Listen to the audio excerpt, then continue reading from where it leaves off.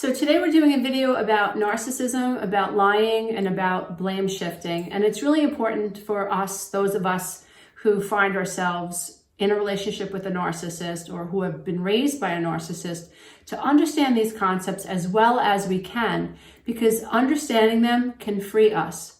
One of the things that we do when we are in a relationship with someone who has high narcissistic traits is that we find ourselves in these ridiculous, crazy-making conversations with overt as well as covert narcissists, and they're maddening, right? And we catch them in a lie, and we always ask them, well, why did you do this? And why did you say that? Why are you smearing my name? Why did you tell them that? That wasn't true. And the narcissist looks at us like a deer in headlights. They don't have an answer, and not at least a valid answer. And what they do is they blame shift, and then they dig in their heels and they lie even further.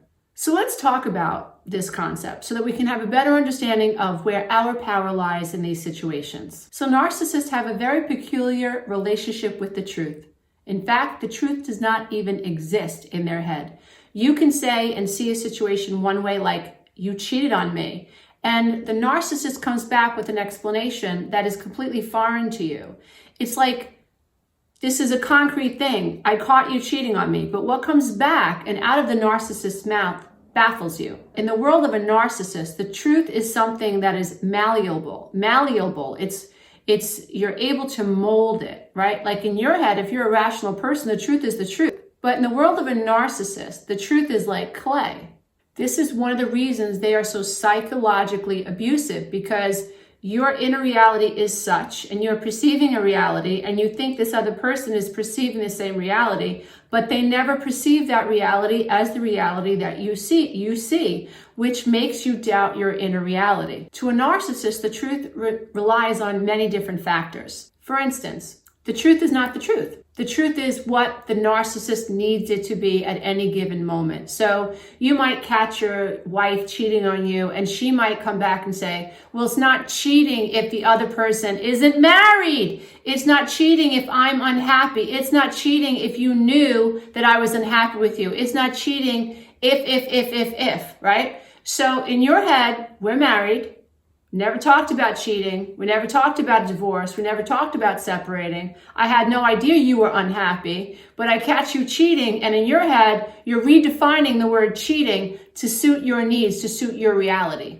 The really intriguing thing is that when a narcissist gets caught, they don't admit it. They dig their heels even further into the ground. Narcissists split. In other words, they use black and white thinking. So in their head, in their world, in their version of themselves, they're either all good or they're all bad. And so to keep the bad feelings at bay, they have to create this false self. And along with this false self, they have to create, obviously, lies, right, to justify this false self. And in order to keep the bad feelings at bay, guess what? They need a victim. They need someone who's going to mirror back this false self so they can keep these bad feelings at bay about themselves. No, in the world of a narcissist, things are either black or they're white. I am either all good or I am all bad. I either think you are all good or I think you are all bad. There is no in between. That's why they can become so rageful and so vindictive. Because the minute you stop giving them the sense that you think that they're awesome or you think that they're special, the minute they feel slighted by you, you get thrown into the bad category. Crazy. But neuroscientists have discovered that lying suppresses the activity in the amygdala. So lying to a narcissist is like an anesthetic. When they lie, they feel in control, right? That's amazing information. We have to understand that when we're dealing with narcissists, they can lie so well because it's a soothing agent. It's like a Band-Aid. They do it because it brings their brain more pleasure than pain. Not lying equals pain. Not lying equals I am not good enough, I am bad, and I am too close to my shame pit within me. So I have to lie. And I have to lie to you and keep the lie going in order for me to avoid this pain pit or the shame pit within. So let's talk about some of the shift blaming that narcissists do. And I wrote some down. And so like you'll hear someone say, you know, I would not, let's say you catch someone cheating. I would not cheat if you were more attractive. Okay. I would not have hit you if you didn't make me mad. So this is turning the tables on you and making you think that it's your responsibility for their poor behavior, right? It's not my fault if he kissed me, right? I've had male clients who have told me that their wives or girlfriends at a bar have been kissed by a bartender and their excuse was, well, he kissed me. Okay, whatever. It's not my fault if you didn't ask where I was and I didn't tell you. Okay, so that's crazy making communication. It makes no sense. You disappointed me, so I have a right to smear your name. Like what? Like, say what?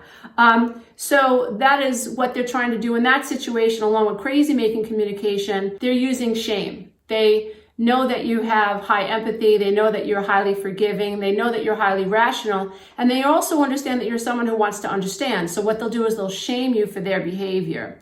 One of the things that I heard a lot in my lifetime was the problem with you is all you do is focus on the negative. So this is an attempt to shame you and to make you feel guilty for wanting clear communication, for wanting to discuss a situation. When you're dealing with a narcissist, you will never get from point A to point B. You have a situation that you want to talk about. Guess what? It never gets talked about. We're talking about you. We're talking about all the defects you have, we're devaluing you, we're gaslighting you, we're minimizing you, and discarding you instead of talking about this topic.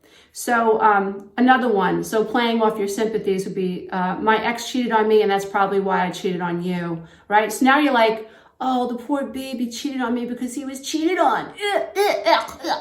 When you accuse me of invalidating you, that's humiliating, right? So this is playing the victim. This is turning the tables. This is playing off your sympathies and your desire to want to understand this person, right?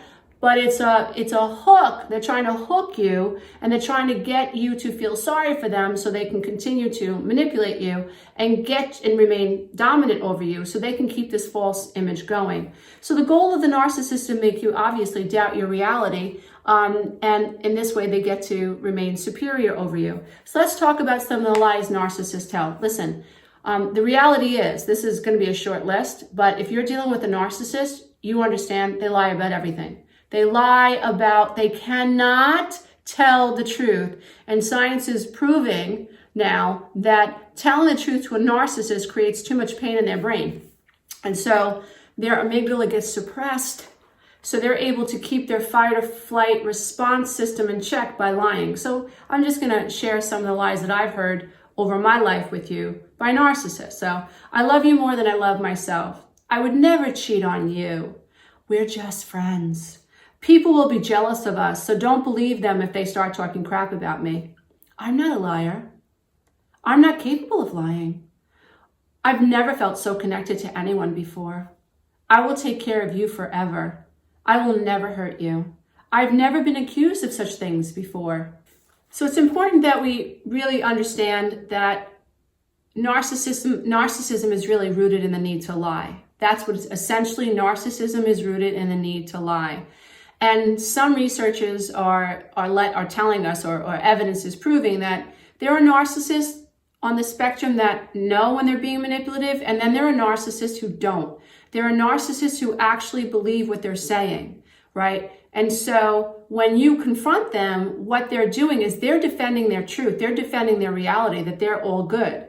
And even if they cheated on you, what's going on in their head is, but I'm a good person, so there's a reason I cheated, and it's this person's fault that I cheated. So we have to understand that when we're dealing with these maladaptive personalities, that they believe their truth. They have to see themselves as all good. And when we confront them, right, with this idea that maybe they're not all so good, they are going to be vindictive. They are going to be rageful. The smear campaign is coming. Triangulation is coming. If you have a business, they're gonna write terrible reviews about your business. If you move on to another relationship, they're gonna try to get in touch with the new love person, the person you love in your life. If you have people in your area that you work with, they're going to go to your office, or they're going to try to connect with them on Facebook. They're going to do whatever they can to smear your name. So this is the mark of a wounded narcissist who, for some reason, whatever reason, you triggered them.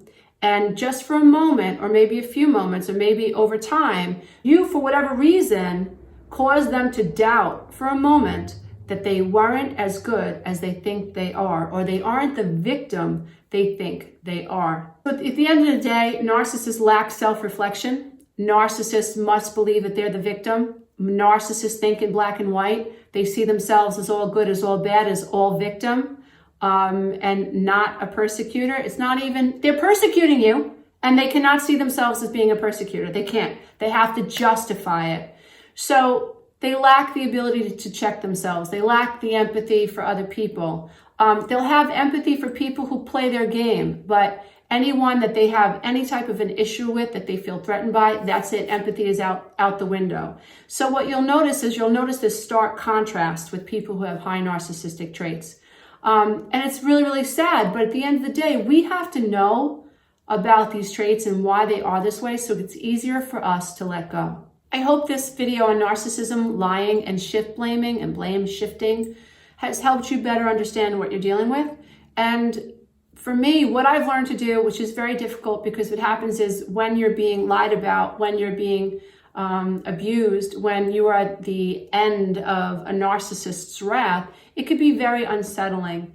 And what we have to learn to do is we have to learn to take the high road. So in other words, what we do is we accept that these people exist. We accept that they're angry. We accept that they're going to go through what they're going to do. And, you know, it is what it is. But what we want to do is we want to stick to the facts. We want to stick to the truth. If you have any evidence of anything between you and this person that is lying about you or is lying to you, collect the evidence. If there are any text messages, any letters, any emails, anything that this narcissist has ever done to you, any communication, keep the receipts, keep the text messages, make a copy of everything, get a journal, create a timeline, talk to other people so that you can stay rooted in reality, and do what you can to stay unemotional about what's happening, because that's your best bet at being able to survive this and having the ability to leave it in your past. And before long, hopefully the narcissist will also move on as well. Personally, I think this is a terrible way to live in life, and to lie to yourself and to lie to other people and have to keep this going. And this idea that there's so much shame inside a narcissist is, you know, I have empathy for anybody who's suffering that terribly, but I also know that having the ability to label a wolf as a wolf, and oftentimes, you know, these wolves are in sheep's clothing. They wear mascara, they wear lipstick, they wear ties and pretty cufflinks, and they smell good and they look good. You know, they're not always easy to spot. Sometimes they come to us as, you know, as altruistic people who seem like in the beginning they want to help us, they want to support us, and before long, you know, they're stabbing you in the back. So I don't think there's anything wrong with having empathy for people, but I do think it's of tremendous value to understand what we're dealing with. My name is Lisa Romano. I'm the Breakthrough Life Coach and best-selling author of 6 books, and my 7th book will be out soon. I'm also the creator of the 12-week Breakthrough Coaching Program, the Breakthrough Warrior membership site, the Law of Attraction Masterclass, and the Loving the Self video and meditation program. So I create programs and products for people who come from alcoholic backgrounds, who come from narcissistic backgrounds. I create products and meditations for people who are suffering with the feeling of invisibility, who don't feel good enough, and who are finally understanding that what's wrong is not them, it's just their programming. I created a roadmap out of my own codependent, dysfunctional mind. And what I do online through my 12-week Breakthrough Coaching Program is I share it with people and I help them get through it. And I teach them the tools that I learned the hard way. Once you become a member of the 12-week Breakthrough Coaching Program, you get to keep the program for a minimum of 3 years. I do suggest that people cycle through it 3 times the first year, twice the second year, and once the third year. You get to work with me and my team online for 3 months, 12 weeks. Meet every week on Facebook for a live stream where I answer your Q&A. If you'd like to jump into a program now, check out the Breakthrough Warrior membership site and my Loving the Self video and meditation program. Healing is possible, and it's your birthright to love yourself, to know how to protect yourself, and to figure out how to heal from the past so that you can create and manifest an amazing future. Namaste, everybody. Until next time. Bye for now.